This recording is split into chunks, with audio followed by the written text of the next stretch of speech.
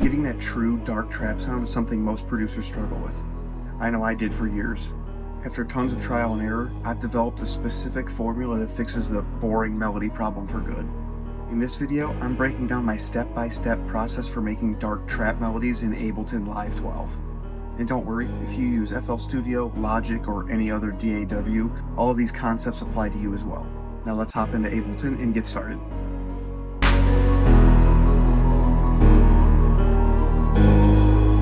To start making dark trap melodies, choosing a good scale is extremely important. So come up to your global scale menu here and enable it.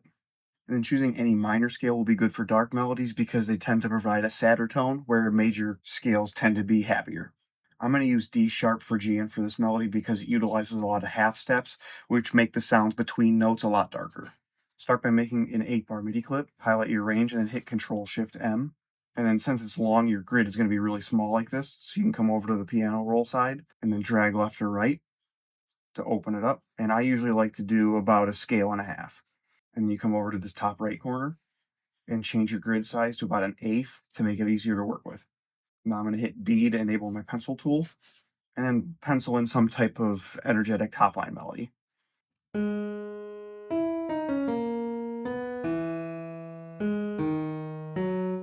If you struggle knowing where to place your notes when making melodies or progressions, Ableton Scale Highlighting feature can show you all the notes from the scale right here in the piano roll. So if it's not enabled already, come over to your clip manager, and where it says scale, click this little button, and you can see all the notes in your scale are highlighted on the piano keys. Now you can come up here into the clip view and hit highlight scale, and all the notes are highlighted across, which makes it easier to pencil in the notes. And then finally, if you really like to, you can hit scale, and it deletes all the notes that are outside of the scale. I personally like to leave that off because sometimes I'll utilize notes that are outside of the scale.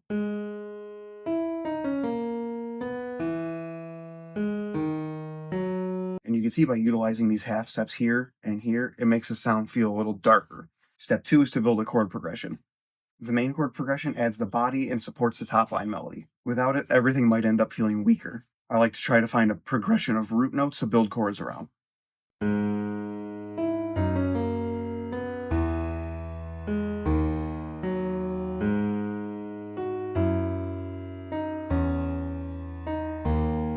So I like how these sound, and I usually find that making a descending pattern for my progression notes usually works pretty well like this. Ableton Scale Highlighting feature also makes building basic chords super simple. Since we have our root notes now, all we have to do is find our root note, skip the first note in the scale, then place one on the third, skip the next note in the scale, place one on the fifth. And we can do that for each chord. And then once you listen back, if anything sticks out that sounds weird, you can just make some minor adjustments.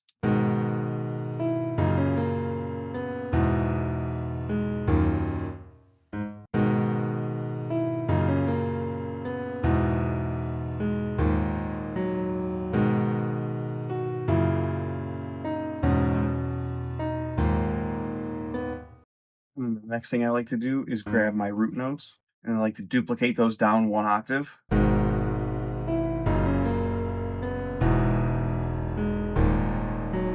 And that just helps fill out the low end a little bit. And once your chords are built and sounding pretty good, I think it's a pretty good idea to add some movement by splitting your existing notes and adding passing notes. A quick way to split notes in Ableton's piano roll is just to hold your E key, and this little cursor comes up, and then kind of like FL Studio, you can drag and slice. And then the next thing I like to do is play with some inversions. So I'll grab the middle notes, and I'll either invert them up an octave or down an octave. In this case, I think up is going to sound pretty good.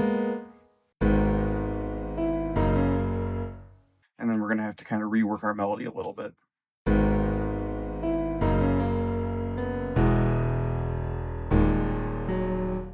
And I know it's not inside the scale, but since hearing it, I think I want to move this passing note up and then drag this back. And then I'm going to do the same thing at the end.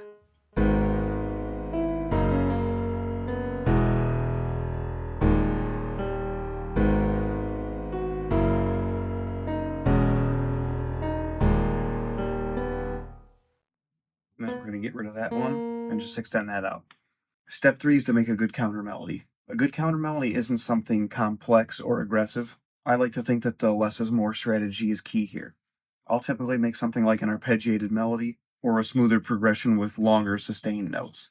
If you make this too complicated, it might end up competing with the main top line. And a quick tip for Ableton's piano roll using the tool keys. If you hold the key that you're trying to use, it'll actually use it temporarily. So say I'm using the pencil tool, but I want to select these. I could just hold the B key, select what I need to, and then when I release the B key, my pencil tool's back. So instead of having to press it multiple times, I could just toggle it.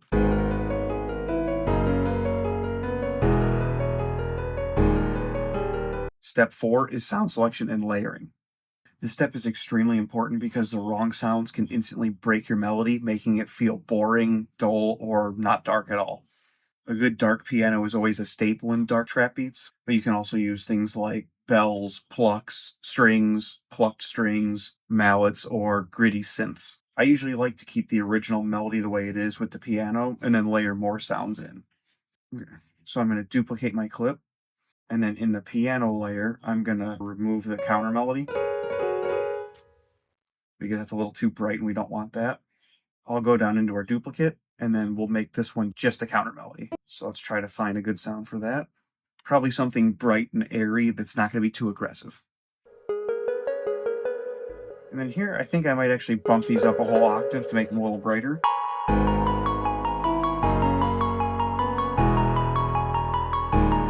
That's really good. And then we're going to tame that a little bit by coming in and EQing out the lows.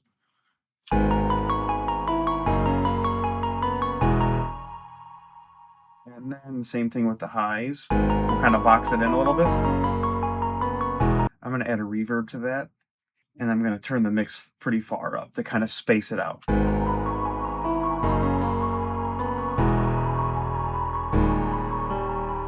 And then now I can bring the volume down a tiny bit more. That's going to help it just sit back and be in the backspace.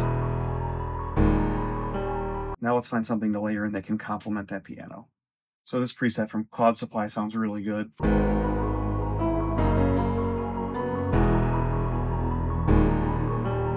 Now I deleted some of the top line, and then I'm going to drag these chords out to make a solid chord progression. And now I think I'm going to try to add some strings.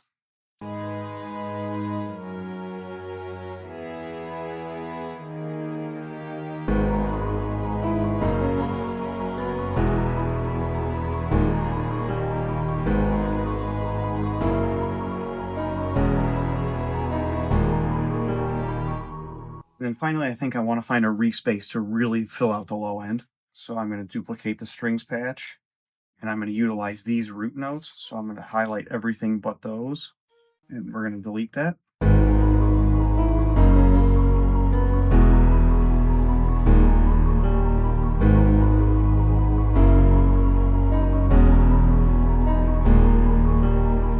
And then now we're kind of drowning out that pad a little bit, so I'm going to boost that up a touch.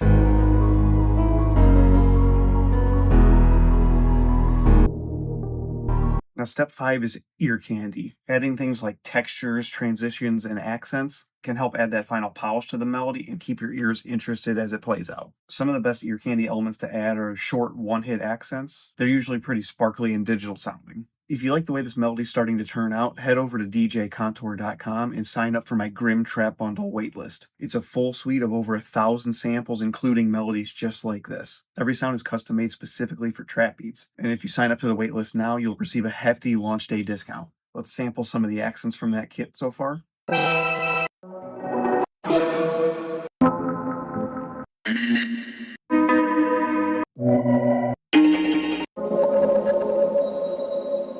This could be a good one, so let's drop this in, and it's in the same key, so that works.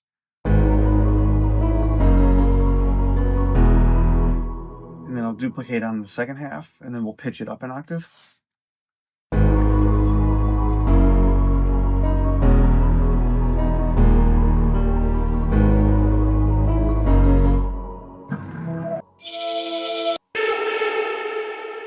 Let's try that one. Since the sample is in E, but our scale's in D sharp, I'm going to bring the pitch down one semitone. And I think what I'm actually going to do is delete that second accent. I'm going to stretch the first one out to match the whole 8 bars.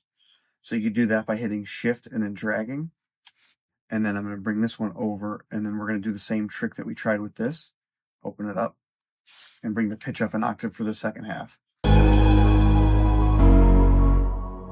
And then finally, I think I'm going to put an echo on that, or a delay. And I think I'm gonna do ping pong.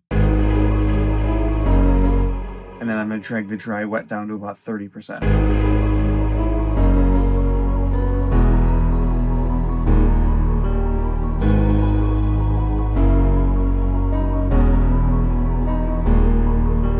By the way, if you like this melody so far, let me know in the comments if you want to see me turn it into a complete beat. Step 6 is to process the melody. This can mean adding effects to give it new characteristics, or flipping it and turning it into a completely different melody that you could use for bridge sections or melody flips. One quick and easy way to give your melody a darker feeling is just simply changing the pitch.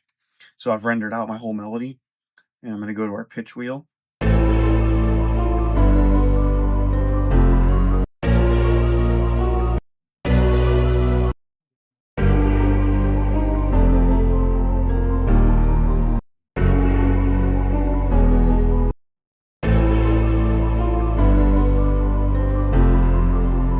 I really like that. I think that sounds a lot better. Another super simple way to give your melody that darker feel is just to reverse it. There's two ways you can do that. You can highlight your clip, hit the R key, and then it immediately reverses everything. Or you can double click it to open the inspector, and then come down into your audio section and hit reverse.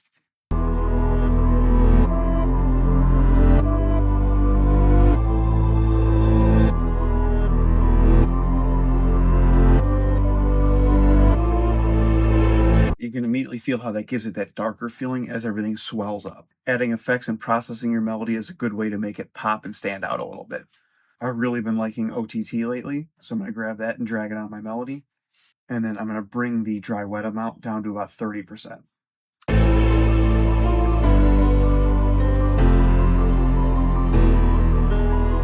And you can hear how that immediately brightened everything up and kind of squished it together. Granular effects are great for making or adding texture to your melodies.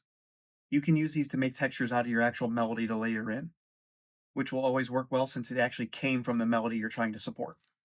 Currently, my favorite granular plugin is Portal from Output. I like this preset quite a bit.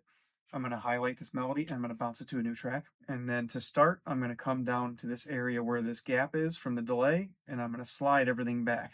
Now I'm going to re-enable my original melody and turn off Portal on the main melody. And since this is a texture, I'm going to filter out all the lows on that. And I think I might boost the highs a tiny bit just to brighten it up. And then I also think I'm going to pitch that up an octave, and then I'm going to bring the gain way down on that. And let's see what happens if we go down an octave instead.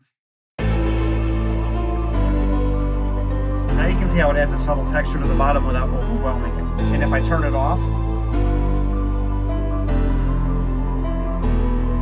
you hear how it slowly kind of fades away and feels a little more empty. We can even take it a step further and then add some reverb to that.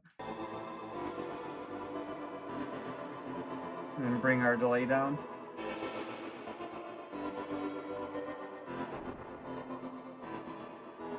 And you can hear how adding textures subtly fills out the bottom, but you can't really tell where it's coming from. And you don't really know anything's there until it's missing. So once you have that layered in the way you like, you can do one final render of your final melody. Here you can use this to layer into a beat, or you can go into your MIDI arrangement and utilize this when you want to take parts away for different sections. From here you can take this melody and flip it into a completely different melody. If you want to see me do that, or if you want to learn how to program good trap jumps, click here.